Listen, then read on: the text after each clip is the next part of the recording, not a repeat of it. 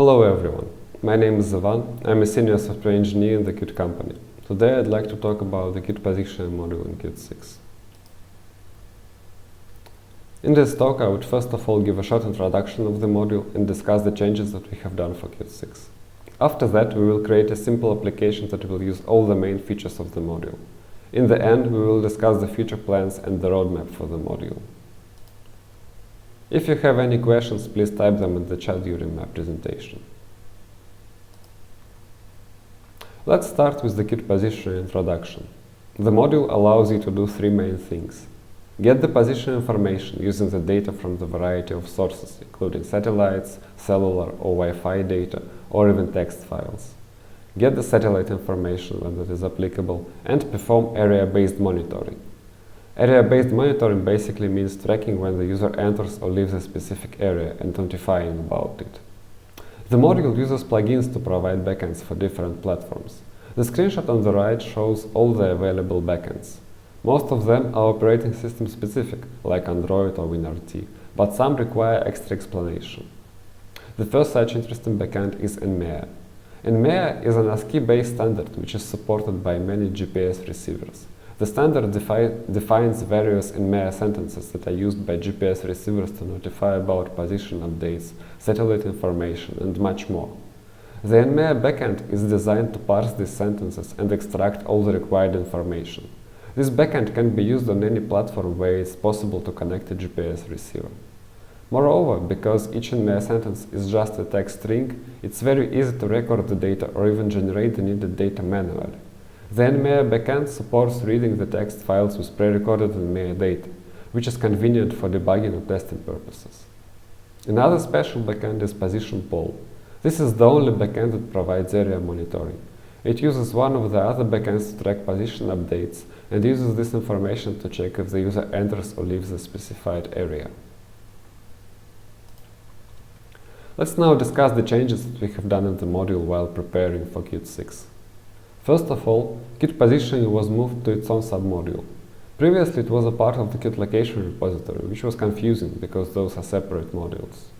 Secondly, several outdated plugins were removed, like Simulator or GeoClue version 1 plugins. Other plugins were improved and their documentation was updated. Last but not least, we have done a lot of API changes. Some of them will be covered in this talk, and you could always find the full list in the documentation.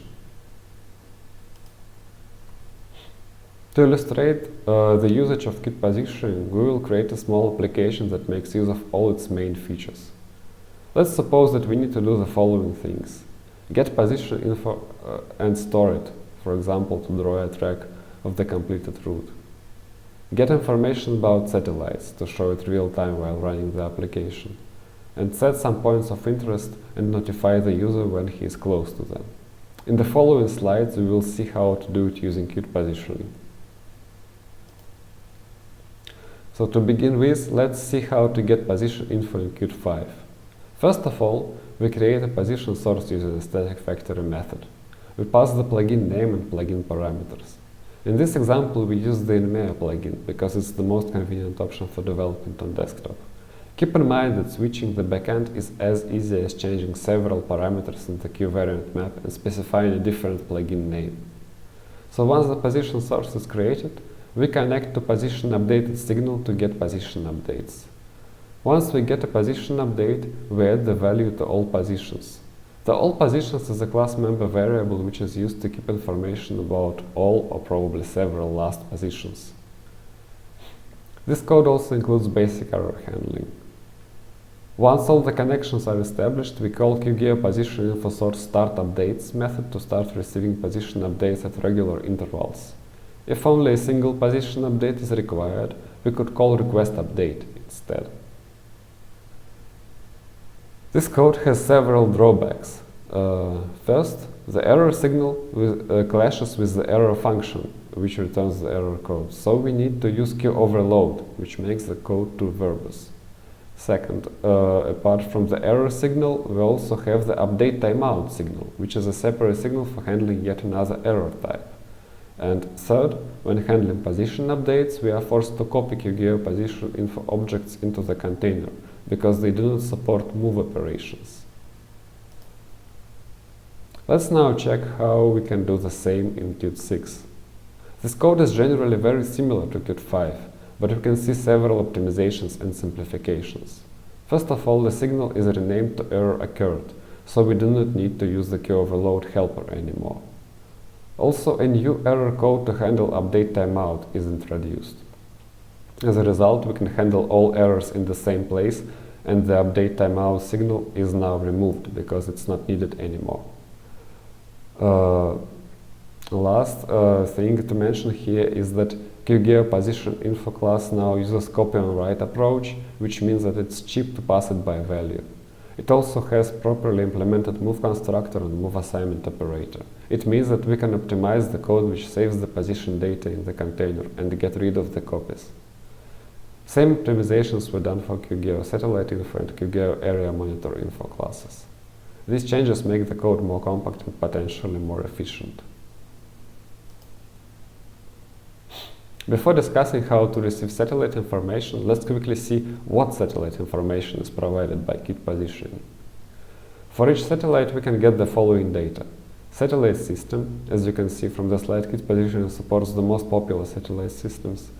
Satellite identifier, which is used to uniquely identify a satellite within the system. Signal strength and decibels, which basically shows how good the signal is. And other satellite attributes, which might be optional depending on the used plugin. So with that in mind, let's now see how to get satellite information.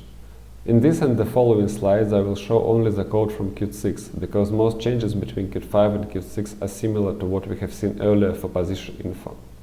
As usual, we start from creating a satellite info source. We use a static factory method for that and provide the same parameters as before.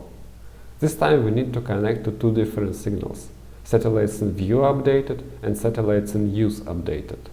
The first one provides the list of all visible satellites, and the second one provides the list of satellites that are currently used for retrieving position information.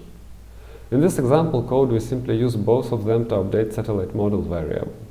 It can be a model which is later used in the UI to somehow represent the satellite information. The error handling is done similarly to QGeoPositionInfo source, and we also need to call QGeoSatelliteInfo source start updates to start receiving satellite information at regular intervals. The screenshot on the right shows one example of representing satellite information. Here, each bar represents one satellite. The red bars represent satellites in use, and the blue bars represent satellites in view. The height of each bar represents signal strength, and the horizontal numbers represent satellite identifiers. Let's now see how to use area monitoring. As usual, we create a monitor.info source. Currently, we have only one area monitoring plugin, so calling create default source is a good choice here. After that, we need to set a position source, which will be used for area monitoring. Due to implementation details, we cannot reuse the position source which we created previously, so we simply create another one with the same parameters. Both sources will share the data received from the same INMEA device, so it's not a problem. After that, we need to create a monitor info object. The object takes a center coordinate and an area around it. In this example, I use a circle area with the radius of 500 meters. We can have multiple monitor info objects which can be distinguished by name. Once the monitor info is created, we can start monitoring on it. The area entered and area exited signals are used to notify when we enter or leave the specified area. The error handling is done as usual by connecting to error occurred signal. So in the previous slides, we have covered all the general features of the Qt positioning module. Now I would like to talk a bit about testing and debugging the positioning-related applications. When developing the positioning-related applications, it would be nice to have the possibility to run and debug your application without real data source. When using INMEA plugin, we have such possibility, because INMEA is just a text format and we can use pre-recorded data. In Qt 5, that could be a tricky task though. Using pre-recorded INMEA data was only possible from QML. The position source QML object had a special property called INMEA source, which could be used to specify a path to a text file or TCP socket. The code on the left side of the slide illustrates this approach.